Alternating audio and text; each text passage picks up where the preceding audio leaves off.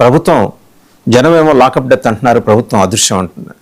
ఏది నిజమో నిర్ధారించడం కోసం ఒక ఉన్నత స్థాయి విచారణకి అయితే సీఎం ఆదేశించారు. అండ్ గవర్నమెంట్ చాలా ప్రొయాక్టివ్గా వితిన్ 24 అవర్స్, ఈ అప్రోర్ మొదలైన 24 అవర్స్లోనే దీనికి సంబంధించి విచారణకు ఆదేశించడం అనేది ఆహ్వానించదగిన పరిణామం. నిజానిజాలు తెలియాలి. ఎవరి సాయి కృష్ణ, ఎందుకు అతను అదృశ్యమయ్యాడు, అతను అదృశ్యమైన తర్వాత అతని తల్లిని పిలిచి కృష్ణలంక సిఐ నాగరాజు గారు బెదిరించారని చెప్పేసి ఆవిడ మాట్లాడారు. ఎందుకు బెదిరించారు, ఏం జరిగింది, నిజంగా ఇది లాకప్ డెత్తా లేకపోతే అదృశ్యమా, మిస్టరీ ఏంటి?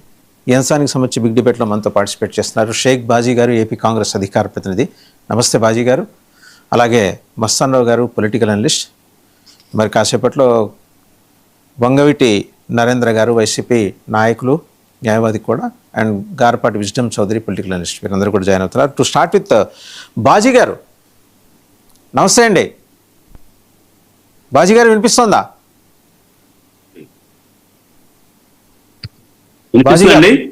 బాజీ గారు వినిపిస్తోందా?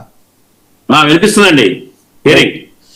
ఏంటి సార్, మళ్ళీ విజయవాడలో పాత రోజులు, ఒక 30-35 ఏళ్ల క్రితం రోజులు ఏమన్నా వచ్చినట్టు అనిపిస్తోందా? అదృశ్యమా, లాకప్ డెత్తా?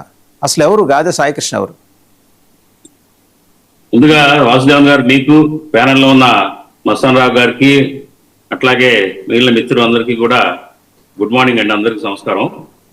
ఇప్పుడు యాక్చువల్గా అతను గాదే సాయికృష్ణ అంతకుముందు అతను ఏ క్రిమినల్ కేసులు ఉన్నాయి అతని మీద అనే ఉద్దేశంతో తన్ని పోలీసు వాళ్ళు పోలీస్ స్టేషన్కి తీసుకెళ్లారని చెప్పి చెప్తా ఉన్నారు వాళ్ళ పేరెంట్స్. అయితే తీసుకెళ్ళిన తర్వాత మరి కస్టడీలో ఉంచి అనేక రోజులు హింసించి, మరి చాలా దారుణంగా పోలీసులు దాష్టీకంతో వ్యవహరించి అతన్ని హింసలు పాలు చేశారు. మరి లాకప్లోనే చనిపోయాడు, లాకప్లో పోలీసులు కస్టడీలో చనిపోయాడు అని చెప్పేసి ఆరోపణలు. తర్వాత తీసుకుపోయి ఆ శవాన్ని బైక్ మీద శ్మశానంలో దహనం చేశారని చెప్పేసి తీవ్రమైన ఆరోపణలు వస్తూ ఉన్నాయి. సో ఏంటంటే పోలీసు వారు ఏంటంటే దీనికి తీసుకువెళ్ళిన వాళ్ళు ఖచ్చితంగా వాళ్ళు మరి ఏదైనా తప్పు చేసి నేరం ఉంటే, తాజాగా నేరాలను చేసి అందుకు అరెస్ట్ చేసి ఉంటే కనుక 24 గంటల ముందు లోపు అతను వాళ్ళు కోర్టు సమర్పించాలి అతన్ని. అది జరగలేదు. మరి ఆ తర్వాత పోలీసులు హింసించడం ఏంటి, దారుణంగా గోల్డ్ కూడా పీకేశారు అని పాపం తల్లి ఆరోపిస్తూ ఉంది. బోరున కుటుంబం, అతని మేనమామ కానివ్వండి, తల్లి కానీ వెలిపిస్తూ ఉన్నారు.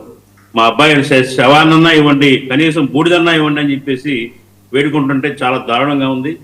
మరి ఎన్నడూ లేదు ఈ గతంలో, చాలా సంవత్సరాల తర్వాత మరి ఇట్లాంటిది విజయవాడ కృష్ణలంక పోలీస్ స్టేషన్లో ఈ సంఘటన జరగడం చాలా సిగ్గుచేటు.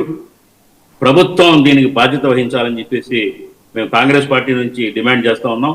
మరి చంద్రబాబు నాయుడు గారు కన్సర్న్ సిఐని సస్పెండ్ చేశారు, కానీ దాంతో సరిపోదు.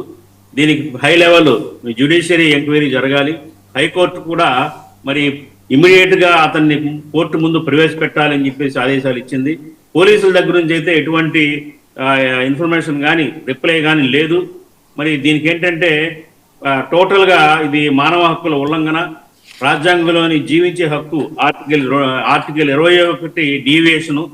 ఇది చాలా దారుణమైన చర్య. అతను నేరస్తుడు కావచ్చు, రౌడీ షీట్ ఉండొచ్చు, ఏదైనా ఉండొచ్చు, కానీ పోలీసులకి కస్టడీలో హింసించే చంపే హక్కు ఎవరిచ్చారు? పోలీసులకు హక్కు ఎవరిచ్చారు? కస్టడీలో హింసించడం, థర్డ్ డిగ్రీ ప్రయోగించడం, అలాగే చనిపోయేదాకా కొట్టడం, హింసించడం అనేది కరెక్ట్ కాదు. ఈ కేసులో అనేకమైన మలుపులు ఉన్నాయి. దీంట్లో మరి చాలా ప్రాథమిక ఆధారాలని మరి పోలీసులు ఉంచుతారా, లేకపోతే ప్రాథమిక ఏదైతే ఆధారాలు వాటిని ధ్వంసం చేస్తారనేది అనుమానంగా ఉంది.